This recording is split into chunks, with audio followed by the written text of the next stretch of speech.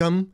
We're doing day 3, third night of Anchor the Light for preparation for the Wesak Festival. So with Instagram, I did what I could.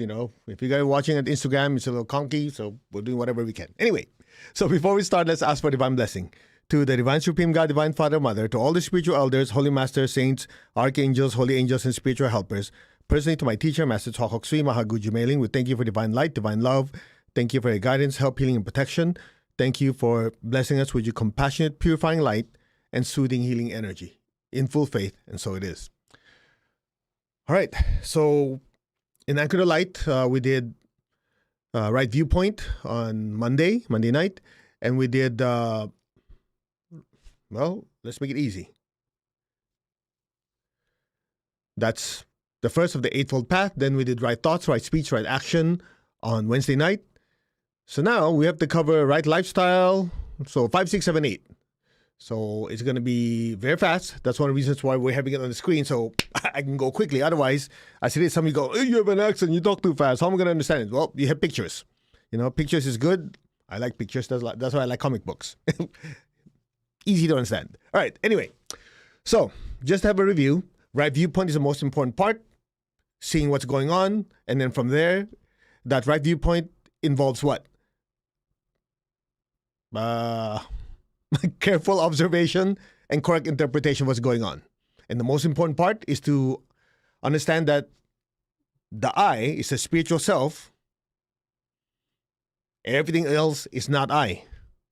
That's right viewpoint. And then from there, you realize, my position, where I am, everything is outside the I.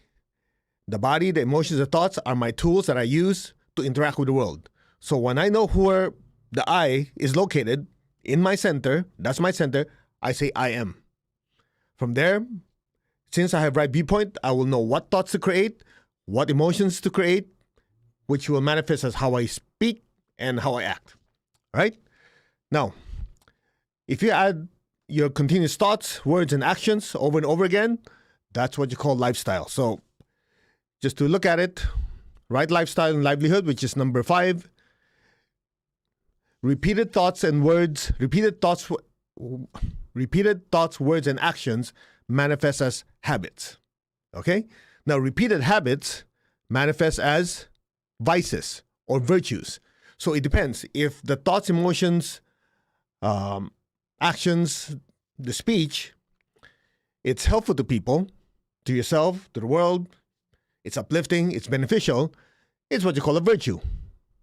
Right? If you're very kind, you're very loving over and over and over again in the way you talk, the way you think, the way you act, and this is continuous, then that's what you call, you have a virtue of loving kindness. Make sense? Now, if a person is continuously stealing, taking things that are not theirs, well, that's a vice. Or they're smoking, they're doing something that's hurtful to themselves or other people, that's what you call a vice. Now, repeated practice of vices or virtues manifest as lifestyle. That's why I said earlier, the teachings of the Buddha are extremely, extremely practical. What I love about it is it doesn't really matter what religion you are. A lot of it is common sense. Just how to live your life. Think about it. If you constantly think of positive thoughts and your positive feelings, well, what comes out of your mouth and your actions will be positive. The opposite is also true. I think that's one of the reasons why in, I think it was the Lord Jesus who said, out of the abundance of the heart, the mouth speaks. Well, he doesn't really mean like, your physical heart.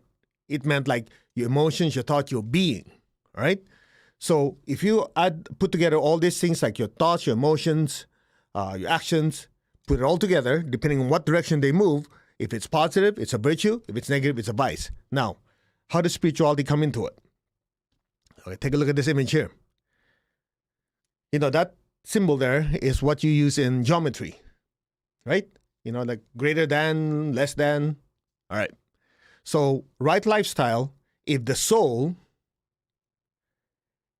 has more influence than the body, the emotions, and the thoughts, like the soul is greater in a person's life, they have the ability to manifest right lifestyle. Now look at the second one, wrong lifestyle. if the body, the emotions, and thoughts are in control, you're screwed. No, I'm kidding. That means the soul lost control. Like the I is basically at the mercy of what's going on physically, emotionally, and mentally. It's like spiritual amnesia. Okay? So this is very, very important because a lot of people don't realize that the spiritual component is what keeps your life good. Without that spiritual component, the body, the emotions, and thoughts are like wild horses that could go in any direction. That's why we use this image here. Okay? The charioteer, remember, I always use this metaphor. The charioteer is you, the soul, the spiritual self. One horse is the body, one horse is the emotion, one horse is basically your thoughts. Your mental body, emotional body, and physical body. Now, the soul uses the spiritual cord, in this case, represented by the reins, like your, let's see if you can see me. The reins, you're controlling the horses. So if the soul does not have control over the horses, improper use of its influence, then the body wants to do something, the emotions want to do something, the mind wants to go somewhere else. That's where you have chaos. That is what you call, I remember Mastership calling it the principle of ensoulment. So if you have a place where a town or city or whatever, where there's a lot of spiritual energy coming in, the spiritual component is strong, that means most of the people have a strong spiritual connection, then the spiritual self of each person is controlling their body, emotions, thoughts. That place thrives.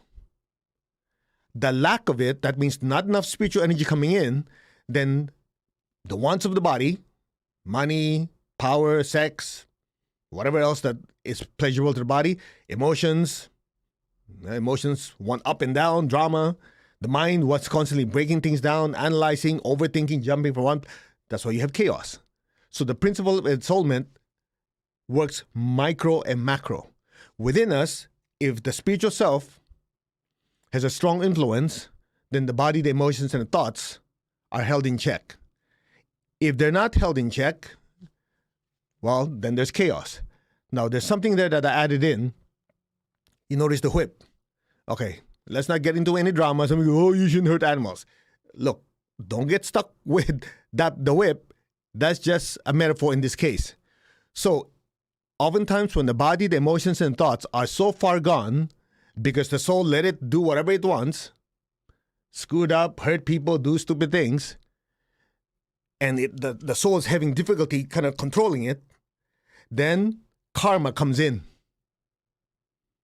In other words, I have to learn the hard way. Make sense? So that's why when I saw this, I go, first of all, it's not that easy to find images of chariots with 3 horses. And I'm no artist, so that's the best I can do.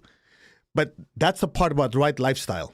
Right lifestyle is essentially a manifestation of soul connection and control. All right? So the virtue of moderation, non-excessiveness is important in your spiritual path. Because moderation and non-excessiveness is a manifestation of the soul says, okay, you want to have some fun? Good. Control it. Regulate it. Not so much that you ruin your body, ruin your relationships, just enough. Okay, you want to work. You want to have fun. You want to have this. Everything is controlled by the soul's, spiritual cord, to the influence of the energy coming in. Make sense?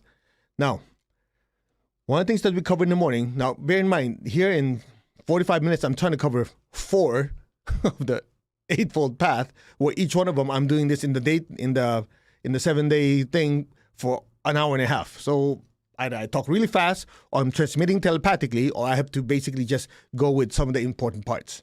Okay? So next year, when we have it again, if you're really serious about this, you want to do a deep dive, join the 7-day, because I can only cover so much, but I realize, regardless, because some of your circumstances might not permit you, so I want to make sure you're still fed, because it's so important that every soul is given the opportunity to evolve. And I'm very honored to be able to be part of that.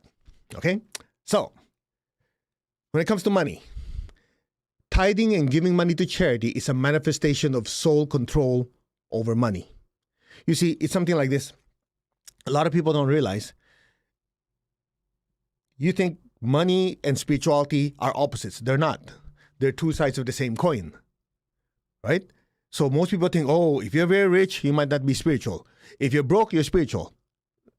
Some cockamamie stupid idea. It takes money to spread teachings, even pre-COVID. Who's going to pay for electrical bill for the church, temple, synagogue, mosque, or whatever? You think you just kind of pour down from heaven? No, it takes money, right? So spirituality and the material world are two sides of the same coin. Now, you and I, on the spiritual path, there's constantly a struggle between the higher self and the lower self. Now, that has many levels of truth. But let's just say, when I say higher self, lower self, let's start with your spiritual self and your material self. This material self is mostly connected to your lower chakras, from the solar plexus down. Solar plexus is love for myself. Navel chakra, love for power. Sex chakra, love for, well, fun stuff. Basic chakra, love of money. Get the idea? Or desire for it. So these lower chakras are very, very important because they help you survive. Okay? It's important because some people in the spiritual, oh, that's not important. Yeah, as we always say, you want to get to your spiritual destination. If your body breaks down halfway or you're dead broke or whatever, you can't get there. So survival, lower instincts, that's important. That's to keep your body alive, keep you functioning in the earthly life. Above it, you have the heart chakra for love, throat chakra for knowledge, ajna for understanding, forehead for wisdom, crown for intuition. These are upper centers. So the lower centers and upper centers have to integrate. So when it comes to money, your ability to handle money is a manifestation of how much soul control there is. So normally the basic chakra says, make a lot of money and don't give it away because you need it. You need it to survive. So what happens is this. If that is not in check, it becomes greed. Make sense? But when the soul has influence, the spiritual energy coming down, the reins, it has control over the body and the basic chakra, then the soul says, okay, good, money is important. We have more than enough. That person needs help. Let's give him a small portion. It shows the soul is a master of money. Does that make sense? It not only that, it creates space within you to be more prosperous. Anyway, that's another lesson. Okay, let's continue. Ain't not bad, huh? We did that in 12 minutes. Okay. Next is right exertion and right spiritual effort. This is connected to the virtue of constancy of aim and effort. Translation. You want to be successful in anything, not just your spirituality, you have to have focus, you have to have a target, and you need to move your ass in that direction. Is that direct enough for you? You know, so many people on the spiritual path, I'll just go with the flow, whatever I'm guided, whatever the download is, I'll just flow with it. I don't know about you. That's not how it works. That guidance is called guidance. You already have a structure. You already have a plan. This one just gives you insights to make it more efficient and do it better. You're going to say, I'm going to sit on my ass, okay, I'll wait for it to download. I'll wait for it to make a plan for me to be rich, to be happier, to be healthier. It all come to me. I'll just lay down. If it's meant to me, for me, it will happen. Yeah, right. Where's that gotten you? People who are successful in anything they do always have a plan. Now, to break it down, you have to differentiate determination and perseverance. Determination is having a target. You're moving towards a target. You say, okay, that's great. I have the intention of being better. I have the intention to be spiritually enlightened. All that is wonderful and great. And have you sustained it? Or did you say, yeah, I'm going to do it. After 2-3 days, don't feel like it. That's where perseverance comes in.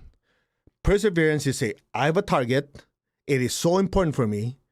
I'm going to keep going. Whatever the obstacles are in front of me, I'm going to go around it, go on top of it, below it.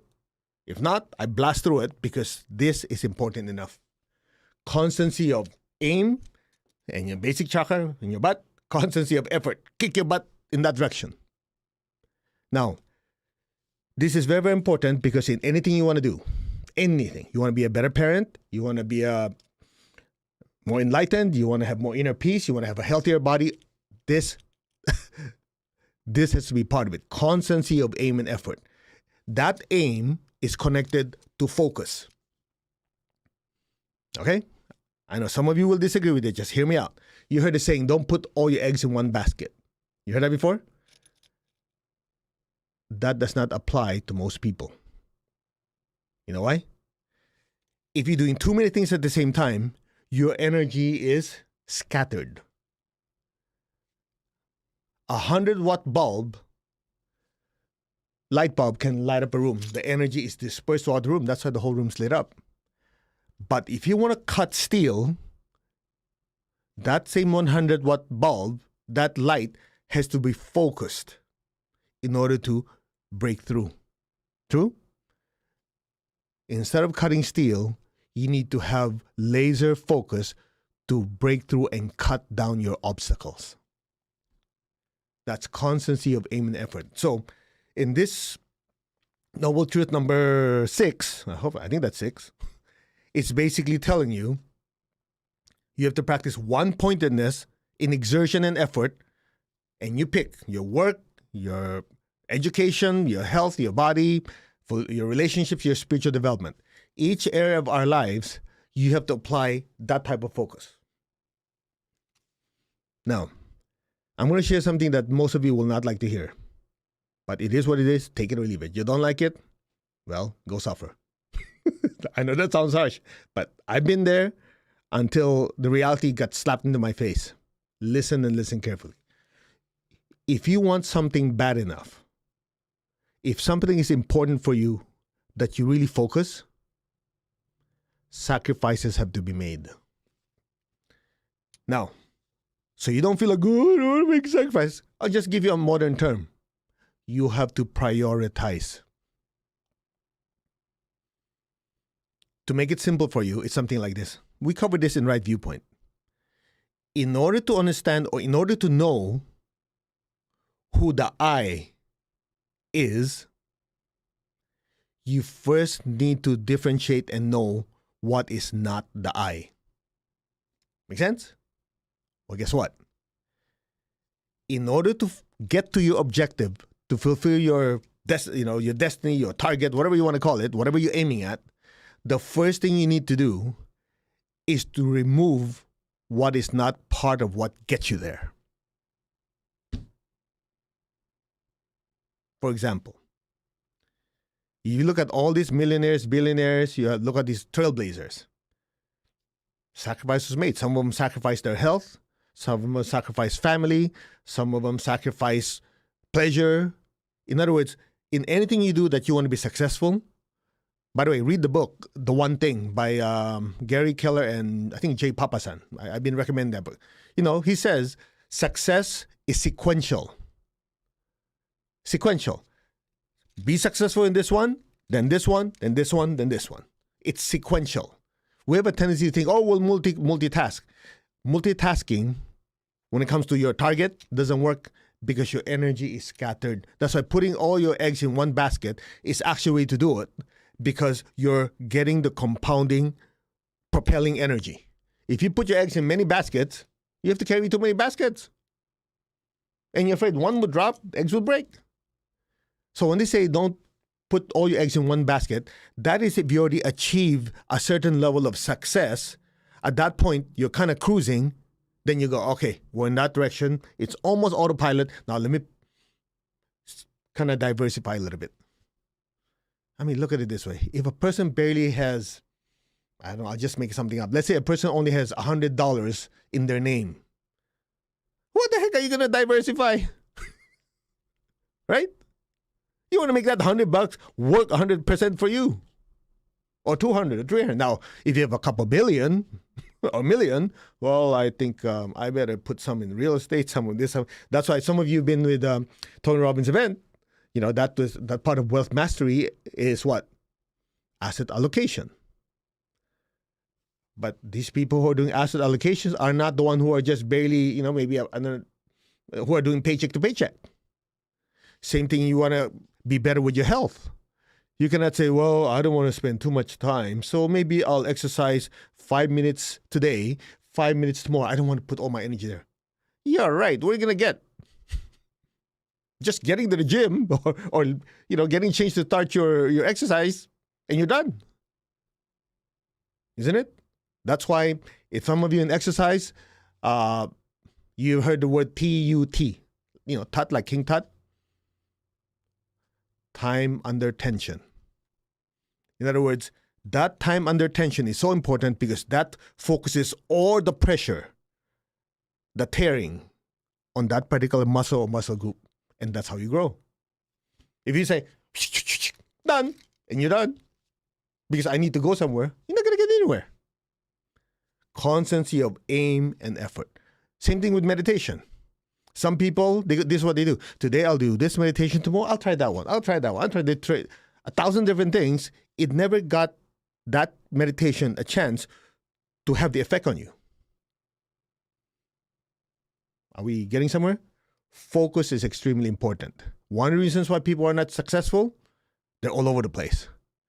Think about it. Have you ever talked to someone, when they're talking to you, you ask them a question, and you go, after like 5 minutes, you go, what is this guy talking about? You notice that?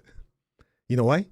They're all over the place. There is no focus. Now, if you talk to somebody who is successful in their craft, you ask them a question. Okay, how do I fix this toilet? Okay, let's say you have a plumber. He'll say, oh, it's very simple. This where water comes in, that's a water main. There's a toilet, there's a switch, there's this lever that opens it up to allow the water in. In your case, that one's broken, let's fix it.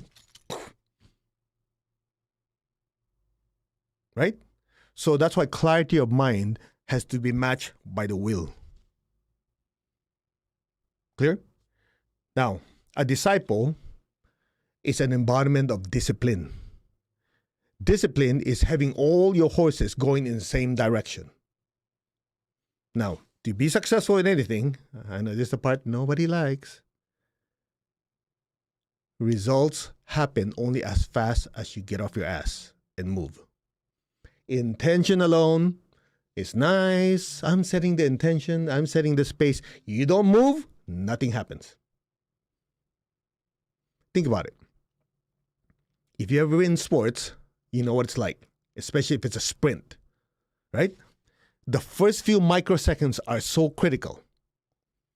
If someone gets off the gate, or in a sprint, or I used to swim, and we're like ready to fall in the water, because those microseconds are so important to win. If you don't have a good start, or you don't start at all, you're not going to get anywhere. I know this sounds like a rah-rah speech, but this applies to your spiritual development, your relationship, your health, your finances.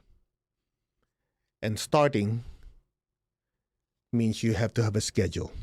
You cannot say, I'll do it when I'm guided. You get it started, and along the way, you're giving guidance so you can course correct towards your objective. So right effort, before you think this is all just gangbusters like a freight train, right effort, right spiritual effort, or any effort has to be guided by right knowledge and tempered with loving kindness. Why is that important? There are a lot of people who are successful, but along the way, they hurt a lot of people. True? You don't want that. Because, true, you get to your objective, you get things done, but the negative karma will eventually catch you. I've known people that they get things done, but along the way, they don't care. They step on people, they hurt people, they steal, they kill, whatever, to get to their objective. So, yeah, I made it to the top. And give it maybe a few more years, everything went down the toilet because the negative karma caught up. So, make note of this. Right effort has to be what? Guided by intelligence and then tempered by love and kindness. All right. We're not doing too bad. 2 more to go. Hey. Right awareness. Now you realize why we have to have the screen, because if I keep talking, you guys are going to get lost. So, all right. Seems like the people on Instagram are seeing this. I hope it's working. All right. Right awareness and mindfulness and memory. The ones in the 7-day program, this is what we're going to cover tomorrow. Of course, that's going to be an hour and a half. It's going to be ultra explosive meditation. As in, boom. All right. Right awareness, mindfulness, and memory. You have to first understand what is awareness. Awareness is the ability to know or perceive something or to be conscious of something. And, coming from my Chinese background, there's this Chinese term, I think it's Nian. I hope I'm saying this right. If you're Chinese, see if I'm saying it right. Nian. Anyway. All right. You can see. All right. So that word for awareness, it's interesting, is 2 characters. The top character means now or today. The one below is the heart. So awareness literally is being aware of the present moment, right? Awareness. Using this time slot of the now and using your heart like an antenna to get the data to come in. That's why when they say the power of now, I remember my teacher used to say, you see, this power of now works like this. The present is quickly becoming the past. The future is quickly becoming the present. Right? Isn't it? So the power of now is you're taking the data that just passed, the data that's coming in, and the data that you're experiencing right now, and you're encapsulating it in a certain time slot, and you're putting your attention there and waiting for the information to come to you. That is awareness. That is true mindfulness. Unfortunately, people who don't understand it just, I'm mindful, it's Zen of motorcycle, Zen of this, Zen of that. If you dive deeper, what they mean by Zen is actually meditation. It came from India. It's called Dhyan. Went to China, became Chan. These guys, the martial arts dude in Shaolin Temple. Well, Bodhidharma was an Indian teacher that went from India to China, went to the Buddhist temple, and saw that this bunch of weaklings are getting beat up by robbers, taught them martial arts to protect themselves, and taught them dhyana. We became Chan. From there, it went to Japan, became Zen. So when people say Zen of this, Zen of that, they just think Zen is like spacing out. No. Zen is basically heightening your awareness. It's like cranking up the sensitivity of your antenna over a certain period of time in a certain subject. Okay? Now, right awareness in the Eightfold Path has many, many levels. I'll cover more of it tomorrow, the ones in the 7-day. I'll cover whatever I can here. Consciousness or awareness is also connected to being awake, wakefulness. Like I'm awake or I'm very conscious of the air blowing. I'm conscious of the sound or the lack of it in my environment. Or I'm conscious of my butt on the chair.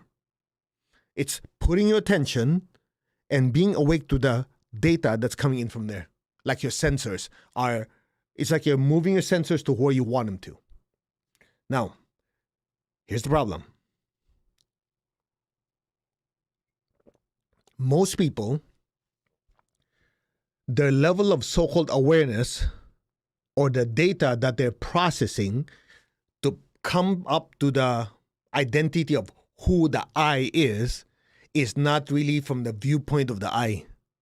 What they do, most people, is whatever's happening in the environment is triggering their body. So the body has a certain input.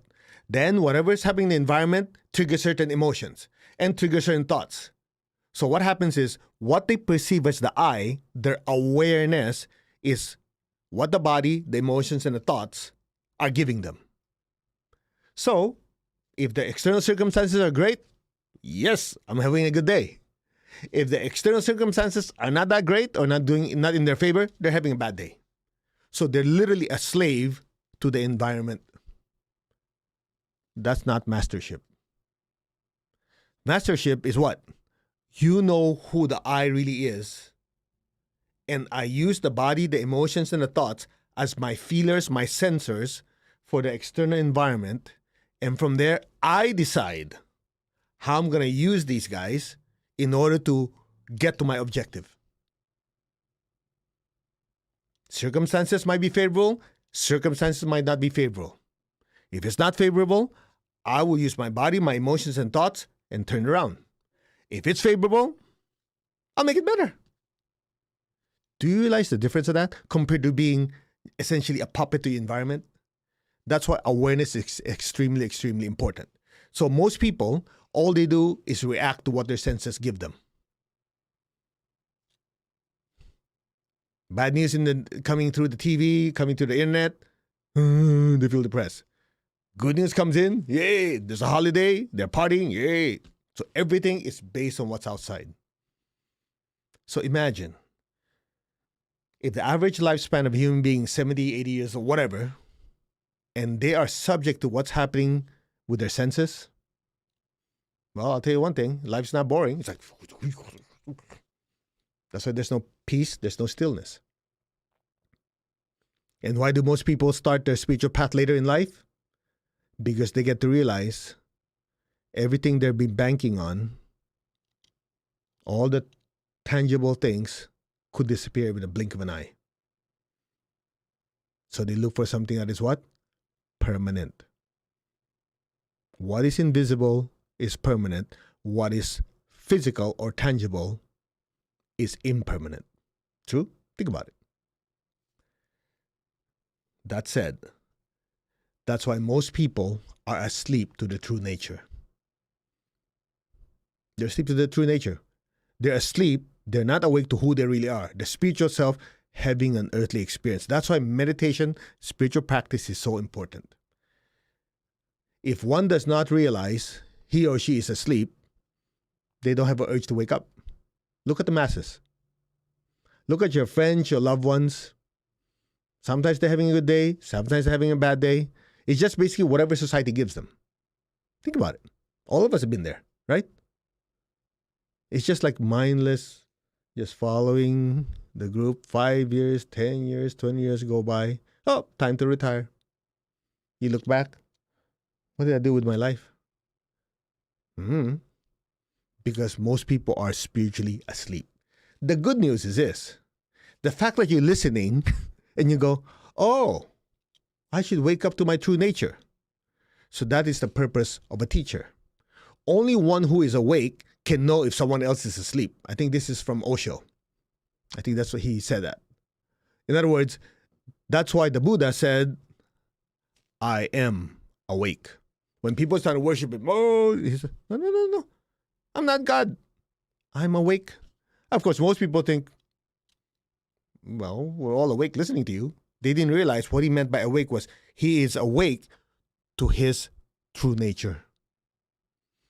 That wakefulness to your true nature, that realization of your true nature is termed enlightenment, because you get to realize that you get to realize and wake up to your true nature as a being of light. Hence, enlightenment or illumination. Now, here's the best news of all. Why did the Lord Buddha said every year the Four Noble Truths and Eightfold Paths have to be taught again and again and again and again? Because the Four Noble Truths and Eightfold Path initiates this awakening. Haven't you noticed, if you've been listening and practicing from whether you're part of the 7-day program or just from Monday to here, some of you are having realization and breakthroughs? I know. Because when I listened to it before, not even as much detail as this, I was going, because you start to understand, oh, there is suffering in life, but it doesn't have to be like that. What are the causes? What do I do about it? Oh, this suffering can end. How fast it ends is up to me. Isn't that a realization right there? Doesn't that empower you when a situation happens? You go, I'm not going to let this thing control me. I'm a spiritual being of divine power, love, intelligence. I'm made in the image of God. I got this. Compared to, well, what else could go wrong? Make sense? Well, why bother saying I'm the captain of my ship? With a P, not T. Right? You take control. In order to take control, you have to know who's in control. The I. That's why the Four Noble Truths, Eightfold Path, it's priceless teaching. Now, of course, having an enlightened teacher is definitely a priceless blessing. Even though the Lord Buddha is not physically with us, he has sent teachers that have taught us. Now, in my case, I'm lucky enough that Grandmaster Chokhok Sui It's not traditional. He's not traditional. He taught inner teachings of Christianity revealed. Some of you learned that. There's inner Buddhism revealed that's coming up. There's inner Hinduism. Some of you took it. He always looked at the inner teachings and apply it to everyday life. Now, let's keep going. So, why is awareness so important? Without awareness, there's no realization that we screwed up. So there's no reason to try to change. That's why, I know some of you are not going to like this. Some people say, I live life with no regrets. Good luck, buddy. You're going to screw up more than you think. Regret and remorse are important because it allows the soul to have just enough of a pain to course correct. Isn't it? It's just like, I remember, was it last year, 2 years ago, Tony Robbins had a special event at his house where he had Michael Phelps, who else? Tom Brady, I forgot, Shaun White, the skateboarder, not skateboarder, the snowboarder, the Olympic champion. And one of the things they said is like, I learned more from my losses than my victories. All of them said the same thing, just in different ways. I remember that because that stuck to my head. We learn more from our pain than our victories. Because those pains, those screw-ups, forces the soul to say, hey, my horse is going the wrong direction. Go this way, go that way. True? Not true. And you won't know it without awareness. Haven't you noticed sometimes there are people in our lives that hurt us and they genuinely not trying to hurt you. They're just oblivious. They go, oh, I didn't know I was insulting you. I didn't mean that. No awareness. That's why a few weeks ago in Anchor the Light, we covered the levels of awareness. Remember? 0, no awareness at all. Level 1, having made the mistake and realizing it and feeling bad and having regret and remorse. But something better be what? Stopping yourself and being aware when you're making a mistake. And what? Before you make the mistake, you already know, oh, I'm going to screw up on this one, so let me watch myself. But I also told you, if you truly want to spiritually evolve, even that's not good enough. Through meditation, healing, and inner awareness, we can also eradicate that tendency. So stay tuned. Now, part of number 7, right awareness is right memory. Write this down. The ones in the 7-day tomorrow, I'll go through this in detail. Key to happiness, the right use of memory. Forgive and forget the mistakes of others quickly. But remember others people's kindness toward us eternally. How's that for a living life? Think about it. When somebody has hurt us, you forgive, let go. But when people are kind to you, tattoo it to your soul. Never forget it. That's what you call gratitude, isn't it? Somebody's been kind to you. I'll always remember they're being kind to me, and I always return that. Somebody messed up. Anyway, let the matter pass. You practice these 2 things, you'll have a happy life. You don't, whatever your stupid cockamamie excuse is, welcome to a life of misery. Oh, you're so negative. I don't care what you think. It is what it is. If number 1 you don't do, you're going to keep inventory of people hurting you, you'll be miserable. If people are kind to you and you forget it, people stop helping you. You're dead.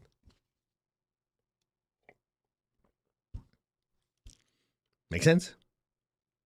Now, this part I can cover because of time. You don't have to remember the exact incident in your past lives to cause you the present situation to learn from it. In other words, I always hear people, I want to know my past life so I don't screw up again. I can't go into in detail because of time, but I'll give you a little clue. Because I always hear people, I want to know my past life so I don't make the same mistake. Simple question. This past year, these 2 years, 3 years, whatever number, just let's say the past 2 years, have you studied anything important? Yes. Have you studied under any spiritual teacher? Yes. Have you gone to church, temple, synagogue, mosque, whatever your religion? Have you learned something? Yes. Are you remembering all of it so much that you're not making any mistakes? No. You forget, right? So if we can't even fully remember and practice the last 1, 2, 3 years that we've learned, why worry about 10 lifetimes ago? It's a complete waste of time. You can't even remember what happened 4 days ago when your teacher or your mother, your father said, don't do this, do that. I know that sounds harsh, but think about it. You're worried about 5 lifetimes ago when you were a soldier or you were, I don't know, an emperor or this and that. You can't even remember like, oh yeah, 3 weeks ago I screamed at someone. I should learn to be kind and don't be hurtful with my words. 2 days ago, you did it again. And you worried about 5 lifetimes ago?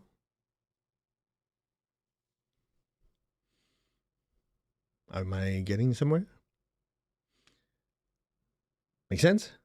Now, that's why I love this. A lot of you learn from Tony Robbins. Success leaves clues.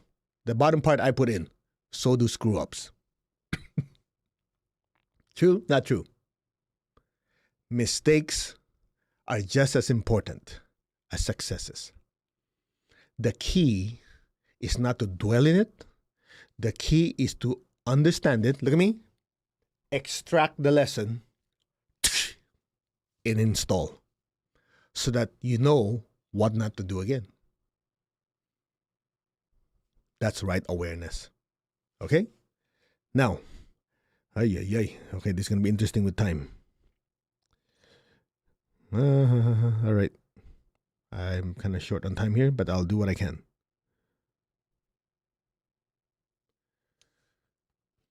All right, as we said earlier, without awareness, there's no realization of mistakes made. So there's no compelling reason to change, right? So the question is, how do you fix things? First, you do your meditation and spiritual practice. And a big part of that is literally inner reflection. We get so busy with life, we don't stop to say, okay, did I treat that person correctly? Or was I so busy in getting what I want, I actually hurt that person without doing it, without trying to? Awareness, inner reflection. Now, the Lord Jesus said something very interesting. By the way, I'm looking at the time. We're not going to finish in 7, probably 7:10, okay? Because I want to add a meditation in. You remember the Lord Jesus said, go and sin no more. Remember that? I remember coming from the Judeo-Christian tradition. Yeah, of course, your sins are forgiven, go and sin no more. I didn't put another extra thought to it. Then I remember at one time, my teacher was talking about it. He said, no, look, the deeper teaching is like this. With this massive expanded state, the Lord Jesus saw the karma of this person. He saw the karma that caused him to have this suffering. So after he, with divine mercy, healed that person, he said, don't screw up again. In other words, you've been shown divine mercy because your suffering right now is a direct result of the seed you planted in the past. But because of divine mercy, okay, you're given a pass. Don't do it again. Tambat. No, I'm kidding. You get the idea? That's why he said, go and sin no more. Sorry, I didn't mean to put words in your mouth. Clear? Now, so the question is, if we already messed up, how do you fix it? That's where the law of opposites come in. This is what the Lord Buddha taught.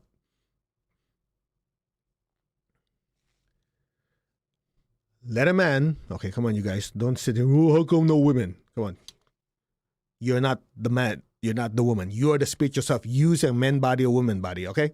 No more drama here.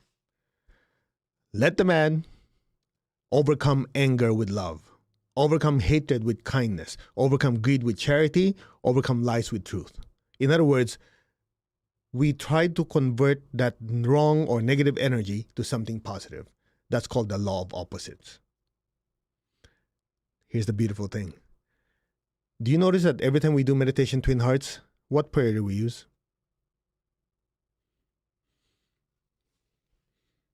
Prayer of St. Francis. Make me an instrument of your peace. Wherever there's hatred, let me plant love. Where there's injury, forgiveness. Where there's doubt, let me plant Faith, despair, hope, darkness, light, sadness, joy. Isn't that law of opposites? Why do you think we use it? Because here's the secret. Many things are happening in that meditation. It's not just like, okay, bless, and you're done. As you bless the earth with all love, forgiveness, despair, so on, two things are happening. Actually, more than that. In other words, as you project this loving energy to someone who has a lot of hatred in their heart, you're transmuting their energy. And together, as we do it, so many of us, it's a bigger pipeline. When people feel hopeless, as you keep projecting this energy, it's changing the inner worlds for them. So that's part one. Part two, as that energy passes through us, it is also transmuting those negative qualities within us. As you project love to the world, that loving energy passing through us, as it goes to every particle of our being, it's already transmuting that hatred into love. Injury, forgiveness, so on. Make sense? That's why you notice after the meditation, you go, yeah, I feel so peaceful. I feel so loving. Yeah, the stuff that was bothering me, it's not there. And if you're stuck with it, remember, perseverance, you've been with us for over a year. We're doing it over and over and over again. Most of you have commented, yeah, I'm a different person. This is why. The law of opposites at work. And next Monday, the Wesak Festival, you have a chance to what? Magnify that even more. So make sure you join us. Now, if you're not part of the 7-day program, there should be a link. Okay, I think you go to mastergo.org. There should be a link there to join us. It's not open to the public. It's free though. You can join. You can bring your friends and loved ones. It's going to be a closed room. I don't want people who are saying, I think I'm interested in that stuff. Get out of here. I want people who are serious because you have so much spiritual energy coming in. We want people of like mind, emotion, soul, so we can focus the energy. It's going to be 6:30. I hope I got this right. I'm waiting for my staff. 6:30 to 8:30. No. 6:30 to 7:30. For 1 hour, we'll have a review of Four Noble Truths, Eightfold Path. All of it. Yeah, I'll be talking a million miles per hour. No, I'll pick the key points because, again, that's the instruction of the teacher to repeat the teaching. And then also, a lot of you will have friends and loved ones who have never heard of it. I want to make sure that they are also on board and they understand the purpose of it.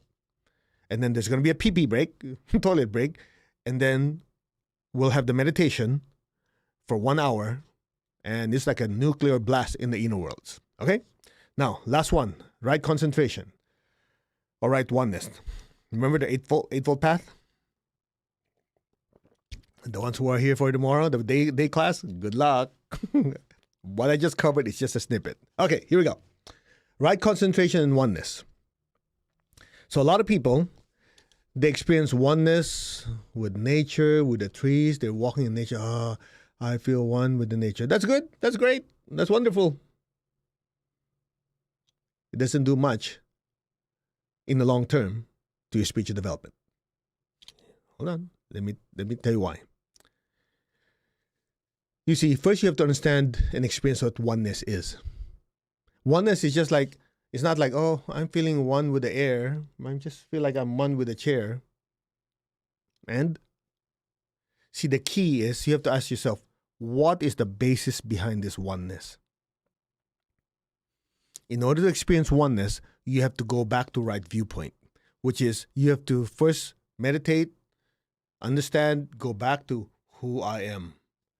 I am a spiritual being, the mover of the body, feeler of the feeling, thinker of the thoughts. That is the I. Remember, we've been driving that home for the last who knows how long. So you, or the I, is a spiritual being, what? Occupying this physical, emotional, mental vehicles. Just like you are the driver of your car, captain of your boat, pilot of your plane. In all three cases, you're not the car, you're not the plane, you're not the boat. You are the driver or the mover of those vehicles. Just like I'm moving my body, I'm creating these feelings, using it to interact with people, and my thoughts to interact with information. That I is the soul, the spiritual self. Okay? Don't worry, I'm going to put it together for you. So this soul, this spiritual self, you have to first understand, what is it? It is actually spiritual energy with consciousness and intelligence. The closest thing to that is light. Because that energy, that spiritual energy, is not like regular energy that Einstein said E is equal to mc squared. This E has no M. You cannot weigh the soul. Okay? So it's spiritual energy, pure energy with no mass. So the closest thing to that is light. That's why when you're doing your meditation, you almost feel like you're floating in outer space. You are a being of light. As we said earlier, that realization of waking up to that realization that I am this being of light, not the body, not the emotion, the thoughts, is what you call enlightenment or illumination. Now, how's that connected to oneness? Watch. If we're in a room with 100 people, and if everyone is a being of light, like, stripping down the physical human suit, emotional thoughts and everything, you pull it down, all you see is light. And each light radiates everywhere. So before you know it, you're in a room, which is basically an ocean or a pool of light. That's what you call oneness. As long as we're fixated on the body, the emotions and thoughts, we will never experience oneness.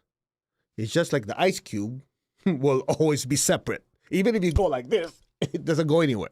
But if you melt down the ice cube, it becomes water. Certain parts of it touch each other or connect, right? But when you turn it to water vapor, the particles fuse with the atmosphere. Simple, I know it's crude, example of oneness. As long as we're fixated with the body, good luck experiencing oneness. Without spirituality, oneness is impossible. Now, this oneness, in Chinese, is called Kong.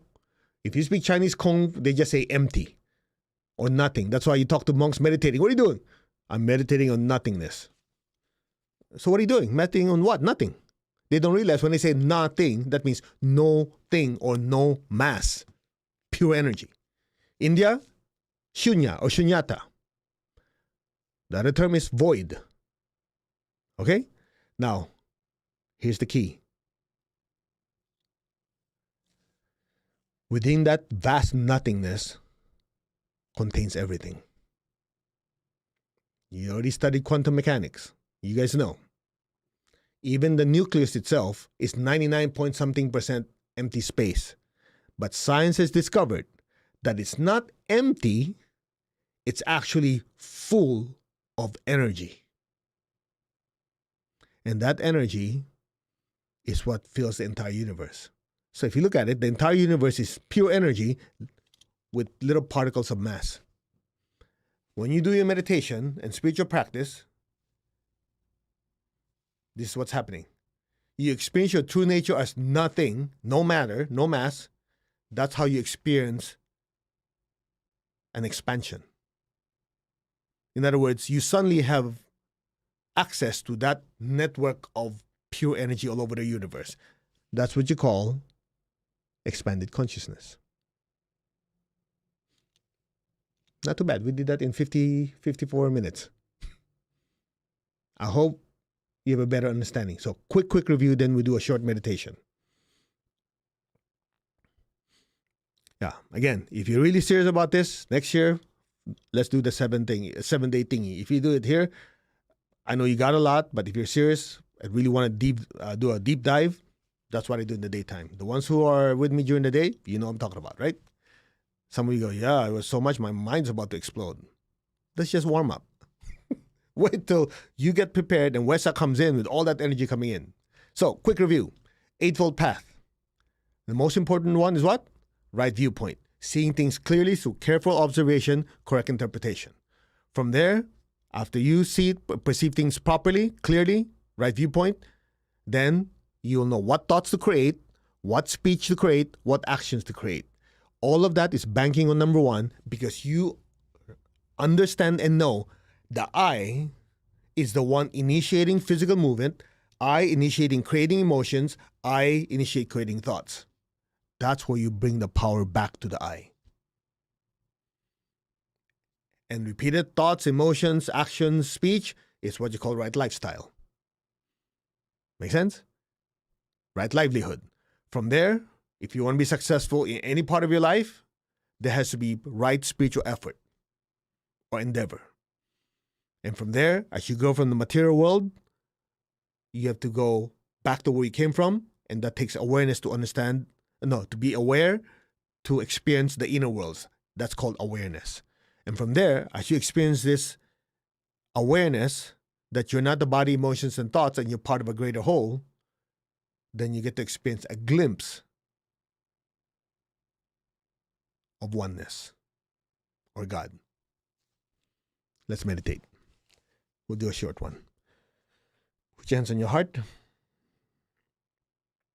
Tap your crown. I am that. I am not the body. I'm not the emotions. I'm not the thoughts. I am the soul. I am a spiritual being of divine intelligence, divine love, and divine power. I am that. I am that. Just be still. Meditate on those words. I, and your place in the universe, am. When you say that, you affirm it. I am that.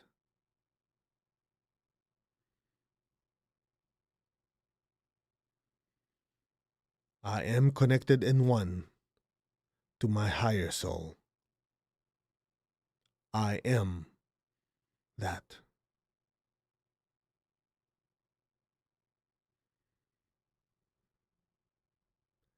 I am connected and one to the divine spark within me, the divine spirit in me. I am a child of God, meaning we're still growing and evolving.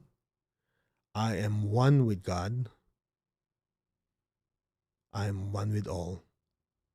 There is only oneness.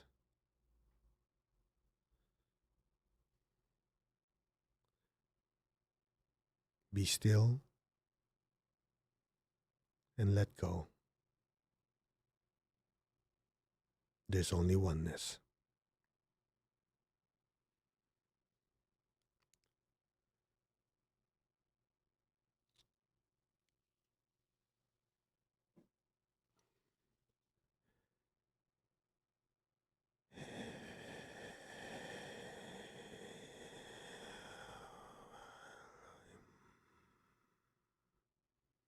Let go.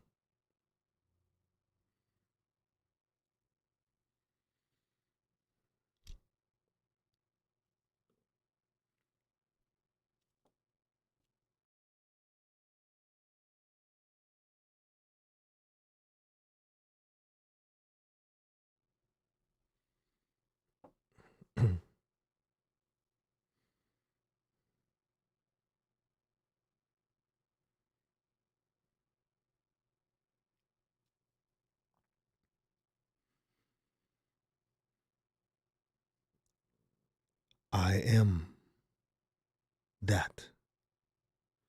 That I am. So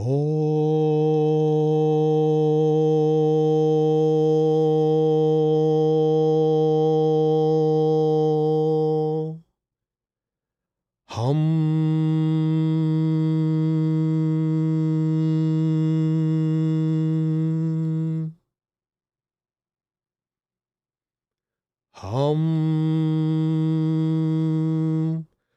So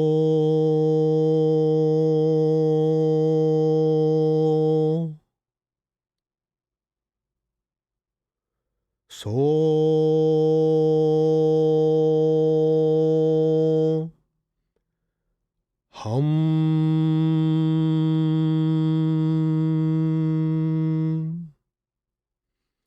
Hum. So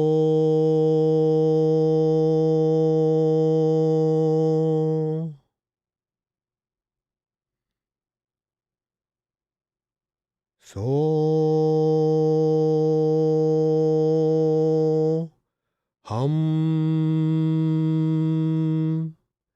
Hum. So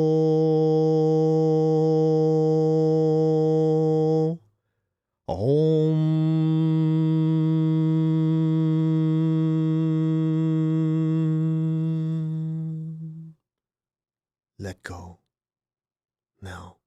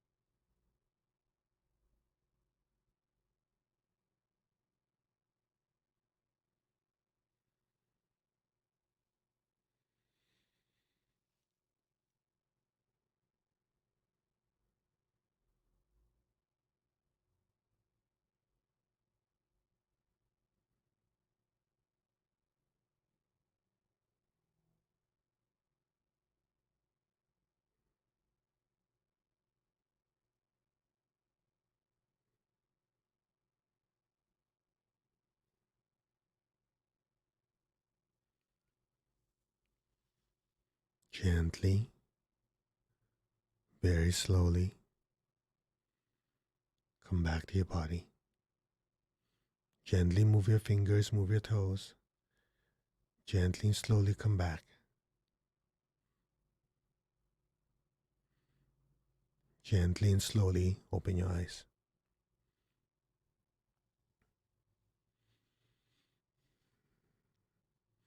How do you feel? You want to come back, right?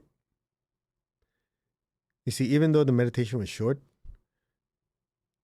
as you're listening and studying about the I, that's already opening up your crown. That's why some of you, during the lecture, you're feeling a slight pressure in your head. Some of you just listening, you're feeling currents going through your body. Because as you're listening, energy is being transmitted to you. Plus, as the crown gets more stimulated and more open, more divine energy is coming down from your higher soul to you. By the time we do the meditation, you already had booster rockets on. Okay? So anyway, this is the first time we did it. 3 nights of Eightfold Path. I hope you got something out of it. The ones who are in the 7-day program, I hope you got something out of it too. And of course, in 20 minutes, we're doing our healing for, what are we working on? Oh, yeah. Healing for removing laziness and procrastination. The ones who are in the 7-day program. Okay. The rest of you, we will see you Monday for the Wesak Festival. And you just go to mastercode.org to register. It's free. Doesn't cost you anything. But please participate. Now, we're not going to have a Monday morning Anchor the Light. All right? We're not. I'm going to be doing preparation for that powerful event that night. So you do your own meditation for Monday morning, and we will see you 6:30 California time. The whole thing would be 6:30 to 9:30. Okay? As I mentioned earlier, 6:30 to 7:30 would be the Four Noble Truth, Eightfold Path, a little extra time, and then from there it's a break. And then 8 o'clock, that's the plan for the start of the Wesak Festival. The peak of the full moon is 8:35, 8:36, somewhere there. So the whole idea is you want to be in deep, deep meditation, in that stillness. Like, right now you're so still. You want to be in that level of stillness when the portal opens, boom, so the energy comes down. Well, you won't hear boom, but you get the idea. Okay? All right. Let's see. Now, I'm just looking at the other. All right. Now, it's also very, very important to catch the timing. Now, I know some of you can do this easily, some of you can't, but if you can, literally set aside that time. Come on, it's 2 hours out of the year. Come on, right? No, 3 hours. So set aside time, do it live. Don't say, oh, I'll do it after. We're going to have it online. I'm not going to lie to you. Everything's going to be there. We'll keep it online for a day or two. I haven't decided yet, but we're going to leave it there so you can practice. But if you can, you want to catch that time when the energy pours. So if you need to say, get a babysitter, do this, do that, set aside time, say, this is for the spiritual light. And all of us, whether you like it or not, are participating in the inner world. So you might as well participate consciously. Oh, one last thing. Make sure you write down all your goals and aspirations. Things that you want. You want a better life, better finances, better this, better that. Write it down, because immediately after meditation, we're going to charge it up with energy. Okay? I mean, we're going to do it already during the meditation, but immediately after, a large part of the meditation, we're going to energize all our goals and our projects. Okay? I think that's it. Oh, and while you guys are still not too spaced out, next month, if you have a U.S. address, we're teaching psychic self-defense. A lot of people keep asking about it. I finally got approval from the mother organization, so we're going to teach that if you have a U.S. address. That's May 22nd. And pranic self-healing is a prerequisite because you need to know how to work with the 11 major chakras. Some of you learn the 7 chakras. That's not enough. You really want to learn how to use energy. You need to know about your energy anatomy. Okay? All right, I've done my job. It's 7:10 California time. Our healing session for the 7-day program is in 20 minutes. So namaste, everyone. Let's give thanks to the Divine Supreme God, Divine Father, Mother. Thank you. To all the spiritual elders, holy masters, saints, archangels, holy angels, and spiritual helpers. To my beloved teacher, Grandmaster Tokok Sui Mahagu Jumailing. Thank you all for the blessings, the love, the light, the guidance, the help, and the protection. Thank you for your compassionate, purifying light and soothing, healing energy. We thank you in full faith. So be it. Okay, and the ones who are going to be with us for the 7:30 event, make sure you have saltwater bucket, because laziness and procrastination is one of those energies that we need to scrape out of our butt. I mean, basically.